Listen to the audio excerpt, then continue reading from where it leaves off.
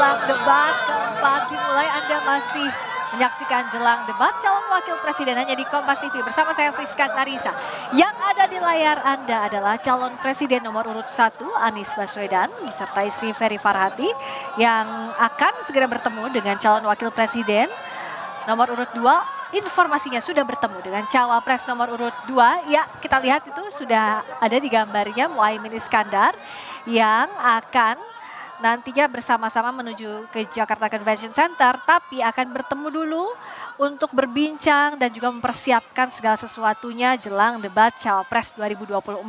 Kalau hitungan debat Pilpres ini adalah debat keempat, tapi untuk kesempatan Cawapres ini adalah debat kedua dan terakhir, sehingga harus dimanfaatkan betul-betul untuk mengambil hati para pemilih. Dan kita lihat ini dia Cawapres nomor urut 1 Muhaimin Iskandar dan istri juga sudah berada di kawasan Senayan, Jakarta. Begitu pula dengan Capres-Cawapres nomor urut 2 Prabowo Gibran dan juga Capres-Cawapres nomor urut 3 Ganjar Mahfud nanti akan bersama-sama menuju ke Jakarta Convention Center. Untuk debat kali ini tentu strategi sudah disiapkan. Tadi kita juga sudah berbincang dengan tim ses. Oh, kita lihat juga di gambar Anies Baswedan menyapa para calon pemilihnya di area luar Senayan. Dan itu tadi bagaimana persiapan Capres-Cawapres, bagaimana pula kondisi di area atau tempat pelaksanaan debat di venue debat di Jakarta Convention Center akan disampaikan oleh rekan saya Audrey Chandra. Silakan Audrey. Iya, Friska dan juga saudara, kalau Capres dan Cawapres nomor urut 1 ini sudah tiba di area sekitar Senayan Jakarta ya, tepatnya di JCC, tapi memang belum masuk ke dalam. Kita akan lihat sebenarnya di dalam JCC sendiri di ruangan ballroom, apakah ini kemudian para pendukung sudah mulai berdatangan, sudah diperbolehkan untuk masuk ke dalam, atau mungkin masih menunggu di luar. Kita akan tanya ke jurnalis Kompas TV, ada Cindy Permadi. Cindy, kalau tadi 4:30 ini masih belum diperbolehkan ya untuk masuk. Kalau sekarang gimana kondisinya? Apakah para pendukung sudah boleh masuk ke dalam?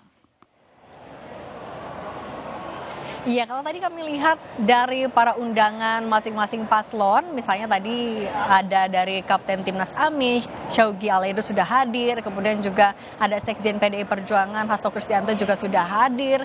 Jadi memang kalau para perwakilan dari masing-masing paslon yang punya undangan, yang ada barcode-nya, bisa di-scan, kemudian juga punya ID card khusus, mereka sudah boleh masuk.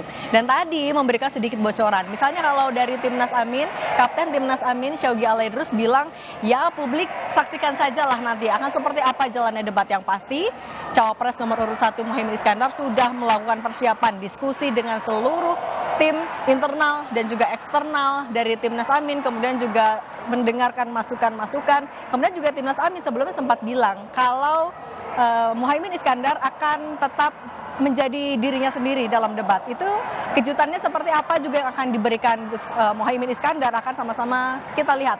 Nah, sementara kalau dari 03, nomor urut 03, tadi Hasto Kristianto juga memberikan sedikit statement untuk rekan-rekan media sebelum masuk ke dalam, bilang kalau PDIP PD untuk Cawapres nomor urut 3 Mahfud MD akan bisa tampil baik optimal pada debat Cawapres kali ini. Karena melihat rekam jejak ataupun juga background dari Mahfud MD, sehingga tema-tema hari ini akan bisa diatasi dengan baik oleh Mahfud MD. Nah, kalau untuk pendukung yang tidak memiliki undangan masih diberikan area, disiapkan area di selasar yang paling ujung. Makin sore kami bisa mendengar, padahal jaraknya dari titik saat ini saya melaporkan sekitar 50 meteran, tapi terdengar sampai sini. Bagaimana antusiasme mereka menyanyikan yel-yel dari masing-masing paslon ya, tadi masih menggunakan atributnya masing-masing, seragamnya dengan nomor urut paslon yang mereka dukung, kemudian juga ada yang menggunakan membawa bendera, spanduk dan lain-lain. Mereka akan tetap di sana dengan penjagaan yang ketat, tentu fungsinya juga adalah untuk memastikan agar tidak ada gesekan atau hal-hal yang tidak diinginkan, karena titiknya sama untuk pendukung paslon 1, 2 dan juga 3, mereka dipusatkan di titik yang sama. Sementara ya kalau tadi untuk para undangan, tamu-tamu yang memiliki undangan masuk ke dalam daftar 75 undangan, mereka boleh masuk ke dalam pintu yang berbeda. Nah, yang jadi evaluasi dari sebelumnya memang juga adalah untuk memastikan betul-betul hanya 75 orang undangan yang masuk ke dalam. KPU juga sudah mengimbau sebenarnya kepada para perwakilan paslon, misalnya kalau untuk tim pengawalan jumlahnya bisa dikurangi karena juga sudah disediakan holding room, jadi tidak perlu semuanya masuk. Ini untuk mengantisipasi seperti debat kemarin ada jumlah undangan yang masuk ke dalam ini melebihi dari kapasitas atau lebih dari 75 orang.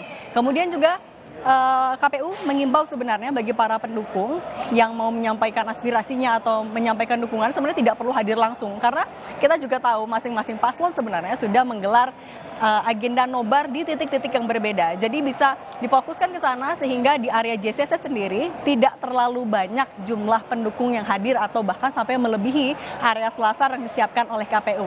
Nah, sampai sore hari ini kita juga masih menunggu seperti apa ataupun juga jam berapa nantinya para pasangan capres dan juga cawapres akan tiba di JCC. Kalau tadi juga Audrey ada menyampaikan untuk yang paslon 1 sudah bertemu, kemudian juga paslon 2 juga sudah bertemu. Nanti kita akan lihat jam berapa. Kalau biasanya sih dari debat-debat sebelumnya mungkin sekitar 30 menit lagi tiba di lokasi. Kemudian nantinya juga mereka akan langsung masuk ke dalam, ditemani juga atau didampingi oleh perwakilan tim sesnya masing-masing, duduk di kursi yang sudah disediakan. Jam 7 tepat akan dimulai debat cawapres yang kedua. Tentu ini menjadi momen yang ditunggu-tunggu juga oleh masyarakat karena masyarakat akan menilai tidak hanya soal penguasaan materinya, tapi juga seberapa mereka bisa memasyarakatkan atau membumikan visi misi program mereka yang terkait dengan tema pada hari ini. Kemudian apakah mereka bisa menyampaikan visi misi program mereka secara sederhana dalam waktu yang sangat terbatas, dalam waktu 2 menit, juga akan dinilai bagaimana psikologis dari masing-masing cawapres. Banyak faktor yang akan mempengaruhi. Kalau kita melihat dari berbagai survei terakhir, sekitar 6%, 5-6% masih belum menentukan pilihan. Ini bisa menjadi peluang bagi cawapres untuk menggayat hati banyaknya para pemilih atau calon pemilih menuju hari pencoblosan nanti, Audrey. Ini Permadi melaporkan 1 jam lagi menuju debat calon wakil presiden di JCC Senayan, Jakarta. Itu tadi ya Friska ya, persiapan di area jelang debat 1 jam menuju debat dimulai pukul 7 malam, Friska. Iya, Audrey, bicara soal 1 jam jelang debat, sudah panas, pastinya sudah semakin hangat persiapan, tak kalah hangatnya juga di studio Kompas TV. Kita lihat tadi persiapannya masing-masing capres-cawapres sudah akan menuju ke area debat dan tentunya mempersiapkan apa yang akan disampaikan gagasan di depan para calon pemilih. Di studio Kompas TV saya minta semangatin dulu, mana pendukung paslon nomor urut 1, 2, dan 3?